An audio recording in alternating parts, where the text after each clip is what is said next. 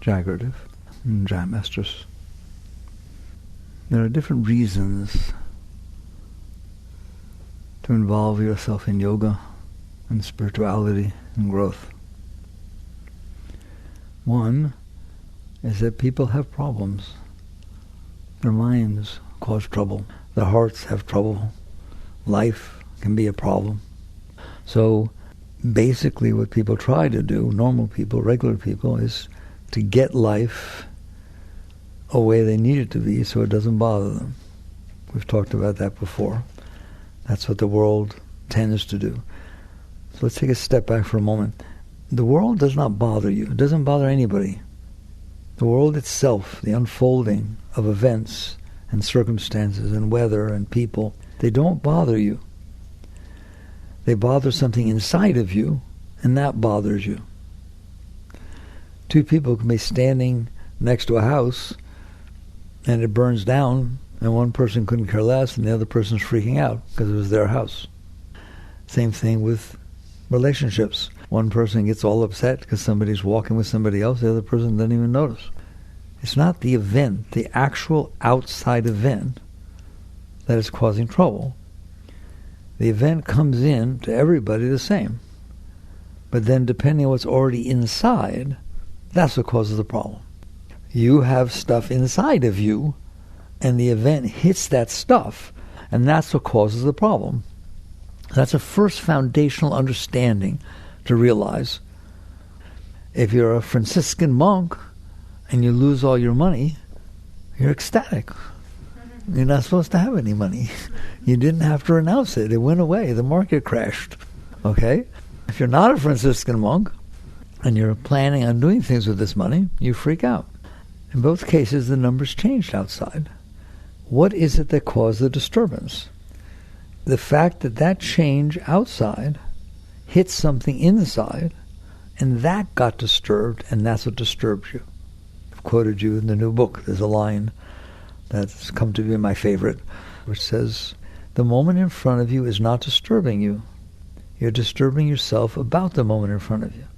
So that's a foundational understanding, which most people don't have, because they're just so busy trying to get what they want and avoid what they don't want, that they don't notice this. They actually believe that the outside did this.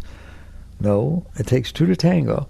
It takes the outside to unfold a certain way, and for your inside to be predicated, already set up to have desires and fears and preferences and hopes and dreams and concepts and views. That's all inside stuff.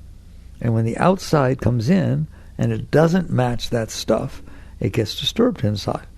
When the outside comes in and it does match that stuff, it feels wonderful inside. So when you turn to spirituality at any level, what you're basically saying is, instead of totally working on the outside and forgetting the inside, just, I need the outside to be a certain way.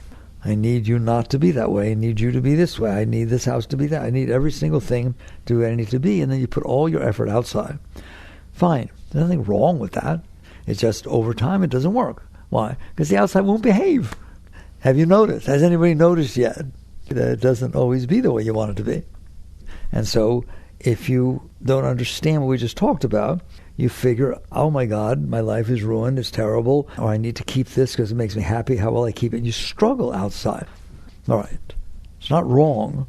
It's not bad. It's not evil. You don't go to hell. You just get to live in hell while you're alive. And so that's basically what happens if you don't, at least to some degree, turn to what we're going to call spirituality. When I use the word yoga, I mean spirituality. So what is that? Well, it's taking the truth we just shared, which is that it's not the outside itself that is causing the problem. It's that something inside of you didn't want it to be that way, or did want it to be that way.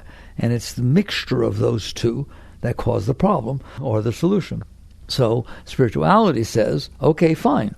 Doesn't mean I'm not going to work with the outside, but I can work with the inside.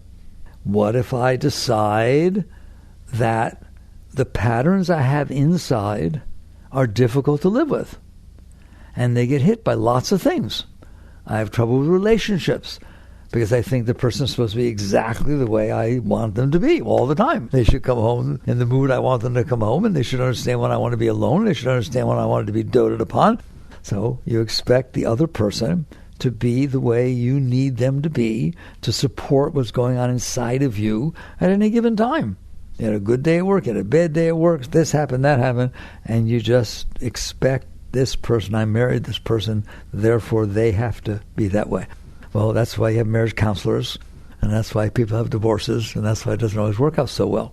So when you turn to yoga, you turn to spirituality, you became wise enough to remember our principle, which is it's not the outside that's wrong. It's not what the person is doing outside. It's how it hits you. Okay? You have to start with where you are, and then it either works or doesn't. So therefore, you begin to decide. It doesn't mean I'm not going to work with the outside. Don't think that it's renunciation. I keep telling you that, but people don't hear. It's not renunciation. You're going to be in the world, and you're going to work with it some. But now you have an advantage over everybody else because you caught on that I'm the problem too. That's not just what the person is doing or what the job is doing or what my boss is doing, what the finances are, what my car's like. It's how it hits me. Therefore, I have the right to change me. Not just change the outside. There, that's the core, that's the crux. That's what it means to wake up spiritually, is you realize I have two battlefronts, not just one. I feel sorry for the person who decides I have to make the outside be the way I want. I have to find the job that turns me on. I have to find the spouse that will be the way I need them to be. I have to get the finances so that I can travel because I love to travel. And otherwise I'm not happy. I'm depressed. It's not being the way I want. Whew. That's tough. Maybe you've been there. That's tough. And so the person who's spiritual wakes up and says, it is not that I'm not going to work with the outside. I'm not renouncing. I'm just being wise enough to understand there's two battlefronts, and I get to work on both, or either, at any given time. I get to find out what's the best thing to do. So a lot of times I give you the example of weather. In the new book, I make a statement. Living Untethered, I make a statement. One of your greatest gurus is the weather. Why? Because you have to accept and surrender to what it does. You complain all you want. Run away, hide, do whatever you want. When it's raining, it's raining. When it's cold, it's cold. When it's hot, it's hot. The weather wins. And you have to decide, am I going to bother myself about that? Or that's a good battlefront for me to work on me, because I ain't working on it. And if I do, I'm neurotic. I have to move. If it's too humid, I'll go to Arizona. Like, my God, you go crazy trying to make it match you. The weather doesn't match you, as you notice. The weather does not match you. It matches this thing called meteorological science. It does what it does when it does it because of everything, because of the way the wind came across the Alps a month ago determines what the weather's going to be like in Kansas. You know, you're not in charge of the weather. So there's a perfect example of these two fronts that you can work on to be okay. That one, you realize, okay, I'm a wise person. I'm not going to change the weather. Therefore, I better change me. Oh, what a wonderful realization. And so the question becomes, how do I do that? But I'm not going to tell you yet. I want to give a few more examples. That's an extreme situation where there's no benefit to be bothered by the weather. There's no benefit. It's not going to change it. If it's raining out and you have to get out and go to a store and you're going to get wet, sorry, Charlie. That's what it is. And so you either fix yourself and say, I need to learn how to enjoy the weather. Are you better off enjoying the weather or not enjoying the weather? It's a quiz. Multiple choice, A or B. Are you going to be a happier person if you enjoy the weather that's happening or if you don't enjoy the weather that's happening? There's no question about it. Therefore, it's silly to not enjoy it because that means you won't enjoy yourself. The weather didn't do that. You did that. You didn't bother fixing yourself and working with yourself to say, if I change what's going on inside of me, I can enjoy the weather. Then we're all okay. The weather's okay. I'm okay. The kids are okay. And everything's wonderful. All right? Now, not everything is 100% like that. There are things that happen, say, in a relationship where a person has certain tendencies that just don't work well with you. But the rest of them work really well. So you start deciding. I'm married. You just be strict with yourself. Okay, I'm married and I have 3 kids. Stop complaining for a minute. Are you going to leave this marriage and these kids? No. Then why are you thinking about it?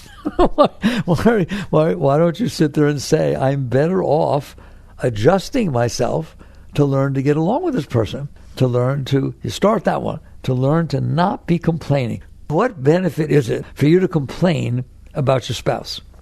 What you're basically saying is, this is how you are. I didn't realize that. Maybe I wouldn't have married you, but I did. And we have 3 kids. So this is how you are, and it's hitting me the wrong way. All right? Is that his or her fault, or is that your fault? Now it's harder than the weather, isn't it? Okay? You start realizing, believe it or not, this is spiritual growth. You're just being logical. You're optimizing your life. You're just sitting there saying, I'm not going to leave it to random. And then you start doing some interesting stuff. You start seeing, well, I wonder why I don't like that he slurps the soup. That's a good innocent one, okay? Why do I not like? Why does it irritate me so much? Other people slurp their soup. Other people have relationships like that and so on. They do all kinds of things. Why does it bother me? Now you're ready to go to the next level. Not only are you seeing that there's 2 places you can work on improving your happiness, your utility of life. One is change the outside and the other is change the inside. But you've caught on that you can question, I know why the outside's the way it is. I know there's all these factors that cause the outside to be the way it is. The market went bad, and so the company's not making as much money, so people are getting fired. There's reasons that things are happening, just like there's reason the weather's that way. And it's disturbing me.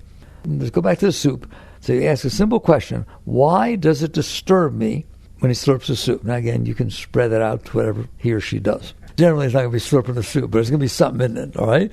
Why is that bothering me? Instead of, what do I do to make it stop?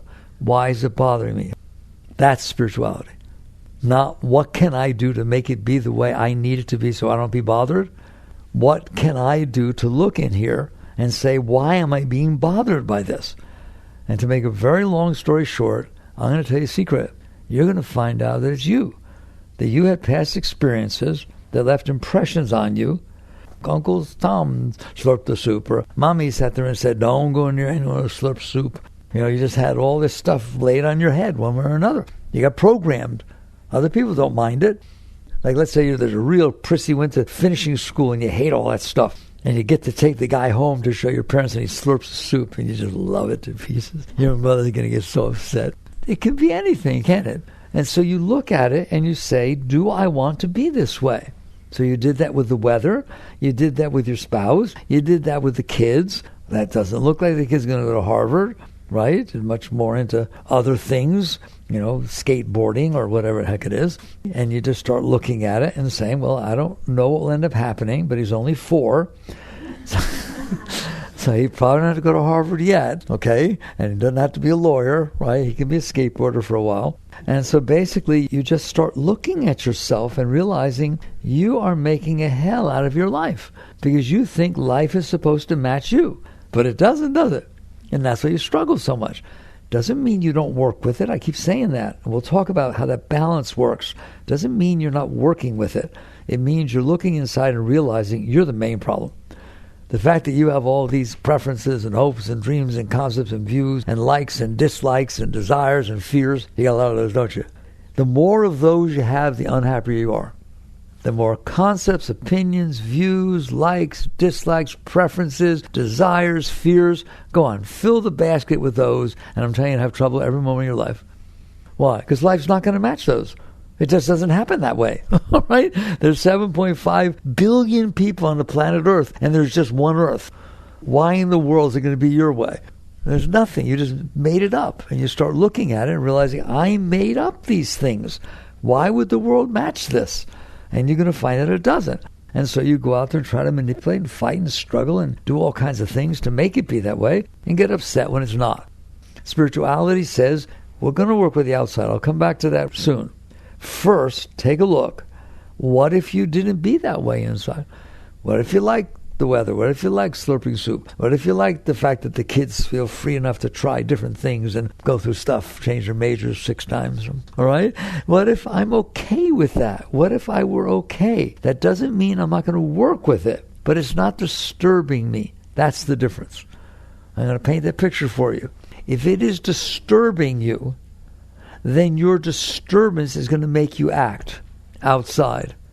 So you're bringing bad energy into your life. You're bringing bad energy into the world.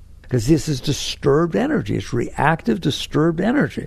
And you're trying to make something positive happen. You don't make positive things happen by being disturbed. It's not true that anger is a good thing. Anger is not a good thing. There's much more constructive and productive ways to work with things than to get angry or to get insulted or to get hurt. The more you're working with reactive, disturbed energy, and that's the reason you're acting outside, you're just making a mess. You're making a mess. If he slurps the soup, he said, "That's it. No more soup slurping in here. I'm leaving." The kids are crying. And what are you doing? Wouldn't you have been better off working with yourself so that you could look at the situation and say, I see I have this pattern that doesn't like the weather, doesn't like soup slurping, that doesn't like the fact that somebody opened their door and touched my car. Whatever it is, millions of things happen every single day, and it's disturbing me. Are you better off working with yourself first? That's what spirituality is. It is working with yourself first before you try to take this negative energy that arose inside and push it out into the world to try to get things the way you want. I don't know how long you've been around the block, but I think most of you have been around the block to understand that don't work. It doesn't really work to manipulate people and try to make them be the way you want. The best that they can do is suppress the way they were going to be, and that doesn't usually work very well for you or them, because you're afraid they'll do it again. Then you're afraid they're only doing it because you told them to or told them to sleep on the couch. The more you do this punishing and manipulating, the less you have a real relationship. You've told the person to be like you, but they're not like you. They're like them. And it's going to come back out, isn't it? One way of suppressing is inside. Another way of suppressing is outside. I'm going to make you behave the way I want, and you're never going to say anything I don't want, or you're going to pay for it. You're just suppressing the energy. That person's forced to suppress. It's going to blow up. It's not going to work. So what's the alternative? Work with yourself. That's spirituality. Spirituality is called work on yourself. Make the changes. Rumi, great Persian poet, had a really beautiful, beautiful line. He said, "Yesterday I was clever, so I was trying to change the world. Today I'm wise, so I'm trying to change myself." That is the definition of spirituality. I don't care whether you're meditating, doing yoga, doing mantra, reading the Bible, the Quran, or the Gita. You can do anything you want. If you're not doing this, you ain't doing nothing. Spirituality is about changing yourself, not suppressing, not manipulating, controlling yourself, but you are capable of changing what it's like in there. And that's what spirituality is. It's however you go about it. I always say to you, whatever you're doing, go to therapy, do yoga. There's all these different things you can try. What I care about is why are you trying them, right? What spirituality is about is sitting there saying, I'm in here and I got problems. Outside's got its own problems, but I got problems. I can't handle the weather. I can't handle the soup slurping. I can't handle burping in the thing. I can't handle if somebody talks when I don't want them to. I can't handle the restaurants playing the music I didn't want them to. I can't handle it. I took my friends. Oh, wait till you go to this restaurant. It's going to be so beautiful. And they weren't serving the special that I had, and it wasn't good. I'm embarrassed. Like being like that? Like having problems like that? You have them, don't you? Okay? That's what it means to not be okay inside.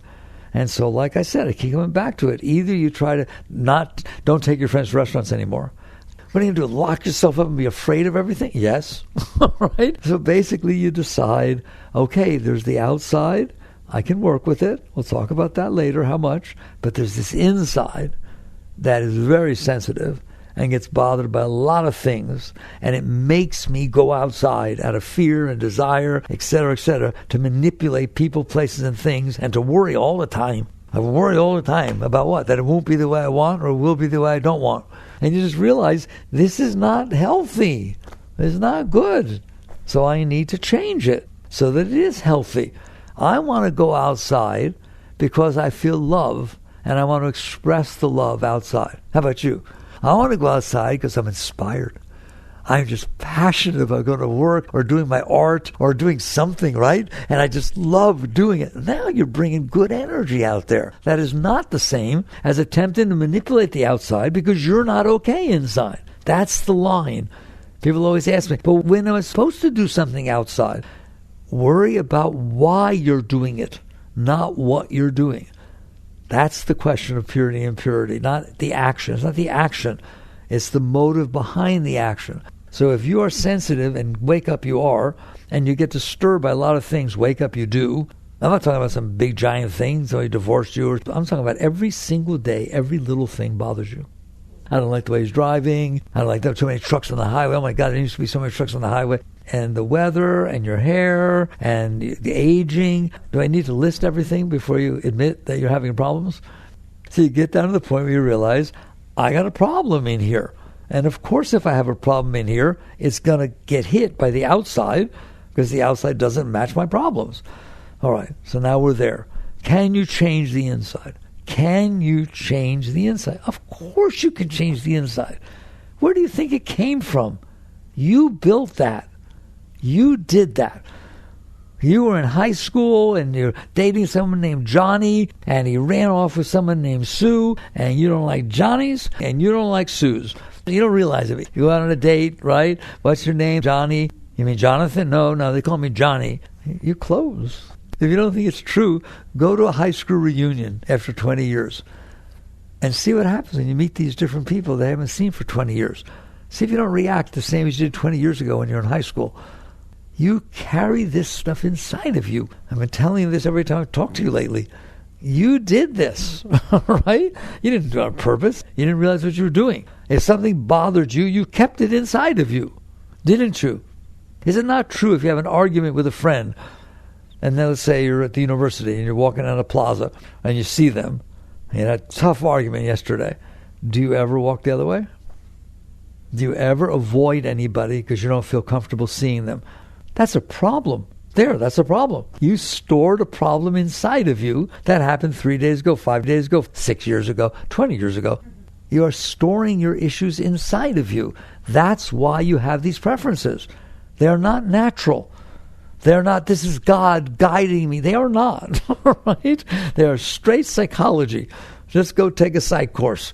An event took place, it came in, it didn't hit you right, and you suppressed it. You said, I can't handle this, I don't want to deal with this. In other words, I can't handle this. What does that mean? It can't pass through me. It stays inside of me. Lots of events pass through you all the time. Trees go by and cars go by and people go by and all kinds of things happen. And you don't store it inside, but there's stuff you do store inside, don't you? And it comes back up, doesn't it? And you dream about it and you wake up in the morning worrying that I might see this person again. And what will I say? All that yakety yak that goes on in there. What will I say if I see them? And she's friends with Harry and I like Harry, but I don't want to see her. And they're always together. What do I do? You're going to find out you're neurotic. You're going to find out it's a mess in there. Why? Because you stored the mess in there. The final question I ultimately ask people, if you store everything that bothered you in the past inside of you, what do you think it's going to be like in there? You stored issues, you stored problems, you stored disturbances. It's going to be disturbed, and it is disturbed.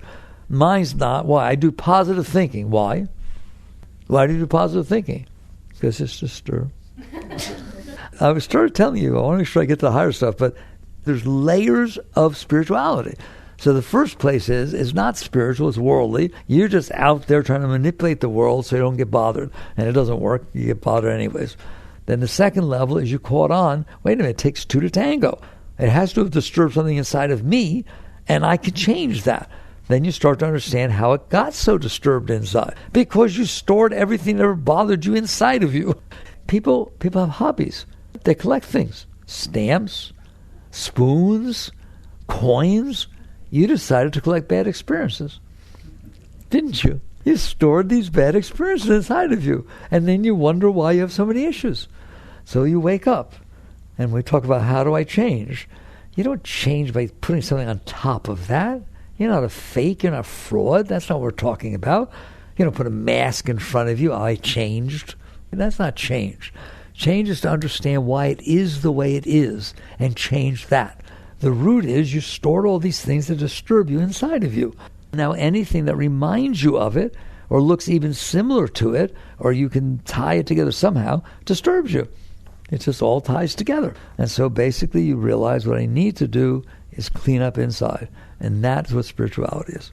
That is spirituality. The way you make it so that you do your work inside is to work at the root. which is to understand I stored this stuff inside of me, and therefore things are bothering me. I need to stop storing stuff inside of me. I always talk like this, so I'll go very quickly past this. How do I do that? Not I have to go down to the deepest recesses of my subconscious and figure out what mommy and daddy did or my sister. No. Don't do that. I mean, you can do that if that's what's happening, but you don't have to do that. What you do is you start with your everyday experiences. And if something happens, even the littlest thing, that you can see closes you or disturbs you or gets you somewhat upset, work with that. Just take the opinion, I don't want to store any more in here because I know that's what causes all this junk in here. So you just work with it. Then you can do positive thinking, because now you're doing it for a good reason. You're doing it to neutralize. You're neutralizing the things that are coming in so they don't get stored inside of you. Just say something nice. Neutralize the negativity. Otherwise, you're going to store the negativity inside of you. And don't say, but it's how I really feel. You really feel that way because it hits your negativity you already stored inside. It just builds on top of each other. Go to a Chinese or Italian restaurant and get sick. I guarantee you it's going to be a while before you go Chinese or Italian. It was one restaurant. It was one thing. You've eaten Italian or Chinese thousands of times in your whole life. All of a sudden, no. A little weird, aren't we? The example I used to use is go drive down 39th and 43rd, whatever it is, intersection, and have somebody run a light while you're driving and ram on your brakes and skid around. You don't hit them. You did really good. I want to see what happens next time you drive through an intersection. I want to see if your heart speeds up. I want to see if you worry. I want to see if you even will drive down that intersection ever again. You know how many times you drove past that intersection before that happened? Thousands and thousands. And all of a sudden, one incident, and all of a sudden you got it all figured out.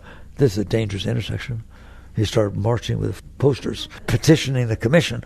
We need 3 lights at this intersection. And you start catching on.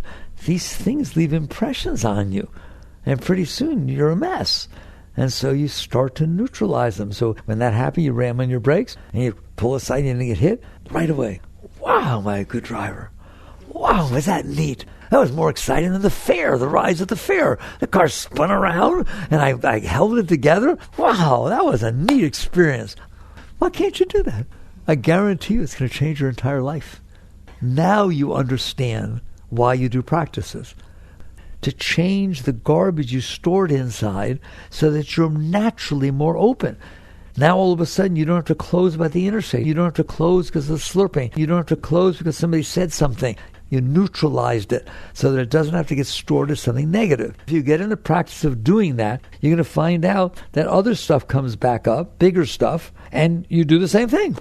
You remember your first husband or wife and how bad that was. And you sit there and think, instead of all this garbage and stuff going on, saying, wow, that was like a practice run. I learned a lot from that. I learned about relationships. I learned about people. It really was very educational. Difficult, but educational. No pain, no gain. Good. Then all of a sudden, the ex can come up and not bother you inside. Or if you even see them outside, you feel more open. This is spiritual work. This is more important than meditation, more important than mantra, more important than all these things. Those are practices. We call them that, right? Have you done your meditation practices? Are you practicing your mantra? They're practices. They're spiritual practices. This is spirituality. You do that so you stay conscious enough during the day to work on yourself. That's what you're doing. You're working on raising yourself. All right. I always talk at that level. So now let's go higher. So we said there's a number of different levels you can work in this world. One is, if you have not woken up inside, you're going to have to struggle with the outside. Because it's going to bother you. It's going to bother you because you don't like what happened, or because you want something else to happen, or you didn't get what you want to get it, and you're struggling with the outside. Anybody know anything about that? And you'll do it your whole life. It'll never stop. There's always things that can happen outside that bother you. There's always going to be things that don't happen outside that you wanted to, and there are going to be things that happen outside that you want to. Bye-bye.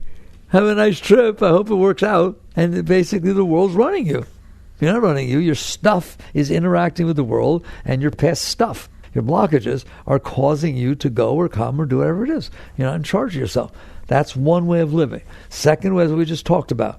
You wake up enough to realize, wait a minute, I get to change this, not by suppressing it. I'm not going to take the way I am and push it down and make a new me. Here's version number 6. The other ones didn't work, right? No, that's not what you're doing. You're being honest inside, and you're looking to see that you have this garbage in there. And that's what's causing you to have your likes and dislikes and fears and freaks and desires and preferences and all that stuff. So you need to let it go. That's different than suppression. That's way different than suppression. That's release. And so basically when the stuff comes up during the day, you neutralize it. You work with it. You be positive. Just you figure it out. Do yoga, meditation, mantra, all of these things. The new book lays out different things that work, different techniques. Not just which ones to do, but why they work. What's the psychology and metaphysics behind why this stuff works? And if you practice it, people write me all the time about how much change has happened in their life just by practicing this stage, this level of, why am I blaming the world for me being disturbed? It didn't disturb anybody else. It disturbed me. Why am I blaming everybody else or blaming God or blaming everything? So basically you start working on yourself. And I told you how. You have to go through the day. I want you to take the easy stuff first. You go through the day, minute by minute, hour by hour, and you're going to get disturbed. Go to use a stapler, and the staples are out. Oh, what the? There we go. No, what are you doing, man? How hard is it to put some more staples in the stapler? What do you have to create this negativity for? Because you stored so much negativity inside of you that anytime something happens is an excuse to have it come out. That's why. Because it wants to express itself. It's an excuse. You have the right to be negative. Why do you want the right to be negative? It doesn't feel good. It doesn't do anything but make you sick, get ulcers, and get messed up. It's certainly not spiritual. So you just look at it and you say, okay, I want to change. How? By going all the way down, and when the stuff comes up, relax, release, offer it up. Don't suppress it. Don't suppress it. This is not about suppression. It's about raising the energy, raising it up, instead of pushing it out of the way. And just say nice things. Like, that was really, Muktananda, a great master. He literally once said to his disciples, he says, the mind's not difficult to work with. Just love it to death. What do you mean love it to death? Literally. If the stapler runs out of staples and your mind starts to say something, they say, oh, you poor little thing, you really have to change the staples? Come on, I'll hold your hand. Come over here. Let's change this. Let's have fun. How much do we want to put in? Oh, you broke it till it didn't fit. Break it again. And just have fun with yourself. Have fun. You have the right to do that. And that is spirituality.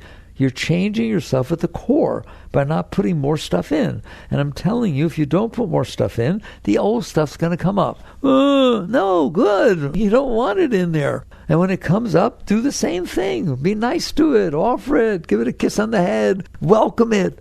I used to tell you, and I mean it, I'm serious. If it really starts to come up and it's difficult, throw it a party. Put a hat on and blow the things. Come on up. I don't want you down there for the rest of my life. You want it down the rest of your life? Screw up your whole life? No. Offer it. You have to then be willing to fall behind it, offer it, play with it, make it a game, whatever it is. Sometimes people write and they had really bad things happen to them. We've all had something, but really bad things. Very violent things happen. And somebody once wrote me, 20 years ago it happened. A really traumatic experience. And it won't go away. I know this is difficult to hear. While you see this as a tremendously traumatic negative experience, you will never let it go. Why? It's a terribly negative experience. How can I let it go? It's the worst thing that ever happened to me. While you're doing that, there's no way you're going to let it go. You have to be willing to say enough. Yes, it was terrible, but it was 25 years ago. I don't want it inside of me. Then find a way to help it. Find a way to say, whoa, that was quite an experience. I'm glad it's done. It's not happening anymore. Start saying some positive stuff.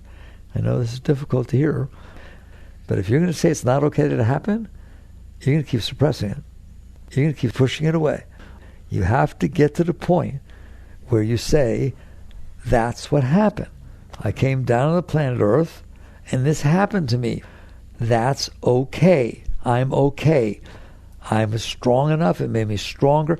You just start bringing it up. Start bringing it positive. Do you hear me? You have to be able to do that. I don't want to tell you this. It's not that I'm not compassionate. It's because I am compassionate. I don't want that stuff inside of you. Do you?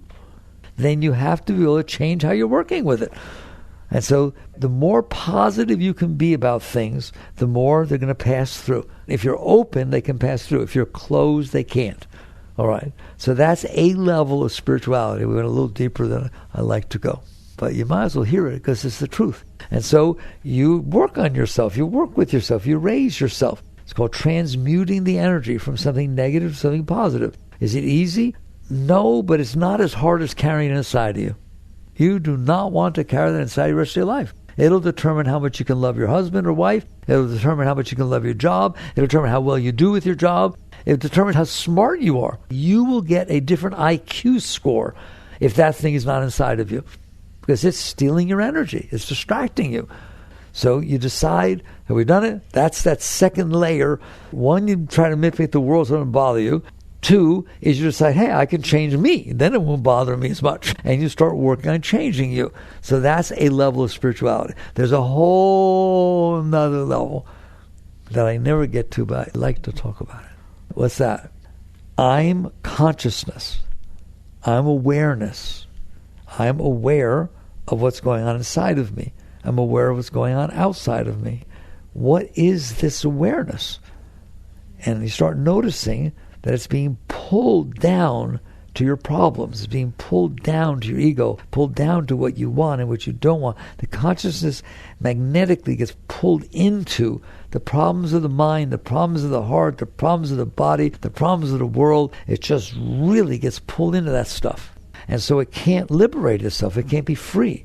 The higher state of spirituality, and I want you to get there to where that's what you're, and I can tell, just walking in here with shine in your eyes, what level you're working at. The first level that you have ulcers. Second level, you're working with yourself. The third level, you start shining. I am love, I am light, I'm a spirit descended.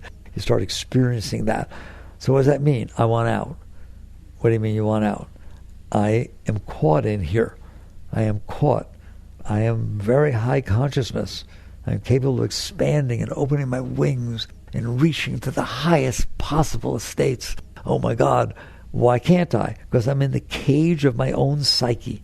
I'm in the cage of my own psyche. My desires, my preferences, my fears, my hopes, my dreams, my concepts, my views, my disturbances, they just boom! They pull me and lock me right in there. And everything has to be the way I want, and I got all these problems, and I just get pulled into the cage of myself. I'm locked inside the cage of myself. Do I need to be? No. No, I do not need to be. I don't need to be. My conscience does not have to get caught up in that stuff. Especially, I do it very, I like the new book. Living Untethered, I do it very slowly. I talk about the places where you're caught. And one of the ones, and I'm just going to do this one today, I'm going to do another, is the past. The past is over. If I tell you you're the highest being ever walked the face of the earth, you're just filled with joy and love and everything if you can get out of your cage. What cage? The cage of the past. That's just one enough. Why are you holding the past inside of you? It doesn't exist anymore. Show it to me. Show me you in high school. You can't. It's not there. It's all gone. Everything's gone. Life keeps moving forward. But it's not gone inside of you, is it? You stored it inside of you. And generally, you stored the negative things. The things that bothered you, the things that disturbed you when you didn't get what you wanted. Well, I'm flabbergasted.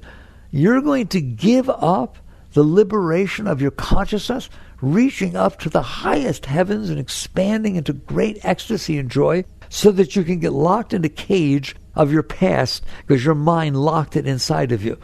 And it has no meaning, nothing. It does nothing for you ever again. All it does is disturb you and bind you. That's what's holding your soul down. That's what's binding you into this. You're not bound. You're not bound. You're just staring at something that's terribly disturbing. That's meaningless. Please, you need to get to the point to understand your past is meaningless. It's over. It's over. It's done. What do I care what happened? That's how you should be about your past. Don't own it.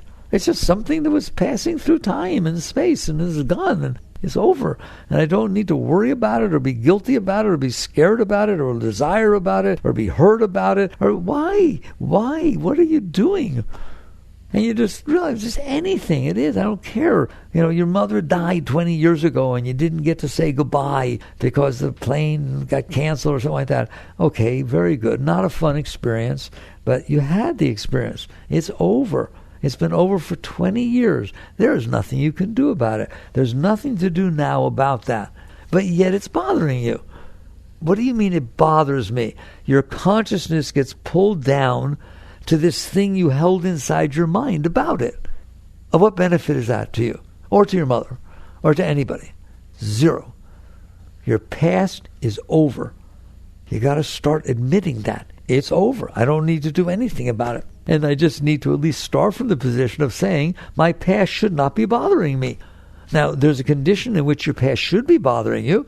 You hurt somebody, and you never dealt with that. You never felt remorse. You never saw why you didn't have to do that. Then you have some work to do inside yourself because you didn't grow, right? When I deal with people and they ask me questions like that, I say, let's say the same situation happened again that happened 10, 15 years ago when something happened, you didn't behave properly. Would you behave the same way right now? Invariably, they go, no, I would never. Okay, you learned. You learned. You have the right to learn. So that's how you deal with your past. If you keep it inside of you and let it bother you, not only will you be bothered, but you will not be liberated. That's the next level I'm going to talk about. Liberation. Jivan Mukta. A free soul, a liberated being. These masters, you're a very great being. You're a very great being. Nothing you ever did or didn't do has nothing to do with the greatness of your consciousness, of your being. But your consciousness is being locked inside the cage of your past. The thoughts, not your past, the thoughts of your past. Because your past does not exist anymore. I don't know anything about your past, but you're guilty about it and scared about it and you don't want to talk about it. Isn't it amazing? Don't think it doesn't matter. It does matter. Because it doesn't matter to me, it doesn't matter whatever. Let's say you're hiding something in your past. It doesn't mean you have to go tell everybody. It doesn't mean that. It means you need to be able to look at it and say, why are you still in there? Why are you still in there bothering me? It's not even happening anymore. And work with yourself. Learn to release. Learn to let go. Learn to raise the energies. And what will happen if you can free yourself? What does that mean, free yourself? What you have built in your mind, the cage you built in your mind out of all this negativity, is drawing your consciousness down into it, either consciously or subconsciously. So you can't be free. All you can do is try to be okay. Try to cope with the mess you made inside. That's one level of spirituality. I want you to be okay, but I want you to be way beyond okay. It's not good enough. It's not good enough to cope. It's good enough to be free.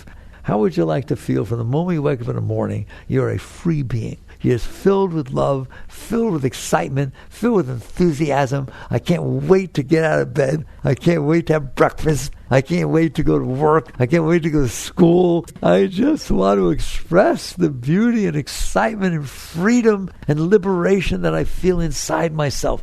Well, what if you feel passionate about... Now, I told you to come back to the outside. What if I feel passionate about some activist action or something outside that I feel I need to work with this? Good, but not out of hate. Not out of fear, not out of anxiety. No. Out of passion, out of beauty, out of love, out of service. That's how an activist should work. So nobody's telling you don't interact with the world. At all kinds of levels you can interact, but not because you can't handle the situation. Then you're bringing garbage into the situation. But when you clean yourself up, you're going to feel passion. You're going to feel love. You're going to feel inspiration. You become a leader. People will follow you because you're bringing all this beautiful energy and bring about constructive change. Do you see the difference? So it's not that you don't interact with the world. It's not that you don't get married, not that you don't have children, not that you don't be an activist, not that you don't be a chemist or an engineer. It has nothing to do with any of that. It has to do with why you're doing it. I'm going to be a doctor, a surgeon, so I can make lots and lots of money and then quit when I'm young. That's ridiculous. Versus I feel passionate to help people. I want to help people. I want to do research and find out how to work with spinal cords and things that people think can't be taken care of. This is so exciting. I can't wait to get to work. There.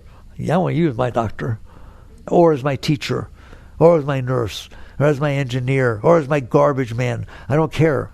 I want that beautiful being bringing beautiful energy into the world. How do you do that? Free yourself from the bondage of yourself. You have built this personal psyche, this ego that has preferences and hopes and dreams and fears and desires and gets all upset, and it's all based on your past. And so you look inside and you just stored your past in there and it's running everything. Little by little, let it go. Let it go when it comes up. Well, what will happen to me? Because that's identify myself with my past. I'm the one who played Dorothy in 5th grade, and I'm the one who did this. I'm the one who got married to so-and-so, but then we didn't get along, so we got divorced. I'm this, I'm that. What are you? You're defining yourself by what happened to you. Who did it happen to? Me. Well, then define yourself as me. Do you see the difference? You are not what happened to you. If something else happened, you'd still be you. It would just be that happened to you. You are the consciousness, the indwelling being. And different events take place, and then they're over. But they're not over for you. You literally defined yourself. I was a beauty queen in 5th grade. Okay. You're defining yourself by the events that happened to you. Who did they happen to? Who's in there experiencing the events? That's who you are. And you can liberate yourself from the bondage of your mind, the bondage of your heart. It's not that your mind's a great thing. It can study and do research and go into outer space and build the Webb telescope. And it can do all kinds of things, creative and intellectual. But this thing you did with your mind to build a little cage in there and define yourself, called your self-concept, define yourself by the things that happened to me. No, that's not who you are. When you can let go of that, now that's a whole other stage. First we're talking about letting go of the negativity. Now you're letting go of this thing you built in there, this false concept of yourself. And what will happen, as you let it go, you will come back naturally to a seat inside that you didn't know was there. It's called the seat of self, the seat of consciousness, the witness. You're just in there, conscious, and you're noticing all the stuff that you used to get involved in. Somebody says something to you. Right, the story I used to tell, I like this story. John plays the guitar after Sunday services. He's a very good guitarist, was professional at some point. And he leaves his guitar, let's say. And you walk in there, you never touched a guitar in your life. You see the guitar, and then you pick it up, you're putzing around, you're doing a thing, right? You're trying to play something. And some people walk in, and they stand behind the curtain a little bit, and they're listening to you. And they come out and said, wow, you are really good. How long have you played? I just picked it up. Really? You're kidding. No, I just picked up the guitar first time. You're a prodigy. That's just unbelievable. Then they walk out. Then somebody else walks in while you're playing. They said, oh my God, that's John's guitar. Don't touch it. You don't even know how to play. I do so. How long does it take before the ego owns the thing? I do so. I'm a prodigy. They just said so. You're defining yourself by an event that took place. Oh my God. You do it all the time. Both negative and positive. You get a C in your math class in 5th grade. I'm not good at math. For the rest of your life, all school, I'm not good at math. I'm just not good at math. I'm good at English. Whoa. 1 score, 1 grade, and this is how you define yourself. You do it all the time, both positive and negative. Guess what you are? None of those. You're the person that had the experience. So you start centering back on you, on the nature of self, which is consciousness. And what's going to happen, you keep letting go of these things you used to find yourself as. So somebody criticizes you and you say, yeah, you're probably right. Who cares? Let it go, let it go. Somebody compliments you and you just sit there, thank you. And you walk away, you don't own it. It has nothing to do with it. This person compliments, that person criticizes. Isn't it fun? Why? You're not owning any of it. You're owning, I'm the person who heard you say that. So I'm the consciousness that's aware of what's going on. As you let go, a whole nother level of spirituality opens up to you, which is, wow, this is nice in here. It's nice not to get pulled down into that personal garbage. The more it opens, you start feeling more joy and love and openness welling up from inside of you. You're going to understand there's a river of joy that flows inside of you. Go there, get in, drown, be with that. There is a river of joy. It's always flowing, but you're leaving it to get involved in your garbage. Now you're not just working with being okay. Now you're realizing, hey, I can be more than okay. I can be free. I can be liberated. It's called liberation. I can be a free being. And then it pulls you further up. And the more it pulls you up, the easier it is to let go of that garbage. People sometimes ask, how do spiritual teachers, really high, clear spiritual teachers, how do they know what they know? Because they're in there looking at it. What happened? How do you know if I let go of my ego that I'll feel this tremendous love? Just try it. Just give it time. As you let it go, it's going to raise up. But through experience, not through reading books And eventually it pulls you up far enough inside where you realize, I'm the one who's looking at that stuff down there. Why? It seems to get along quite well without me. In fact, better. Your ego is better off without you. Because right now, you have to own it and do everything and defend yourself and worry about it and think about how people think of you. If you're not doing that inside, it doesn't have to do all that. Your lower self loves your higher self. When your higher self gets free, your lower self starts to reach up for it, for solace. It says, oh, that hurt me. And oh, but there's joy up here. And all of a sudden you start going up and up and up and up. And there's no end to how high it can go. It can go, you saw the Webb telescope pictures, it can go that big. It can expand out into the whole universe. That's who you are. You're a very great being. That's the next level of spirituality. There, I ran out of time. That's what I wanted to talk about. There's different levels of your growth. Get to work. You're a very great being. Do not marry yourself to that stuff you stored inside your mind, especially your past. And the more you're willing to work it through, let it go, do whatever you need, the more you're going to find out you have wings. You can really soar to great, beautiful, high places and then bring that down to everybody. Work on yourself. Jai Gurudev.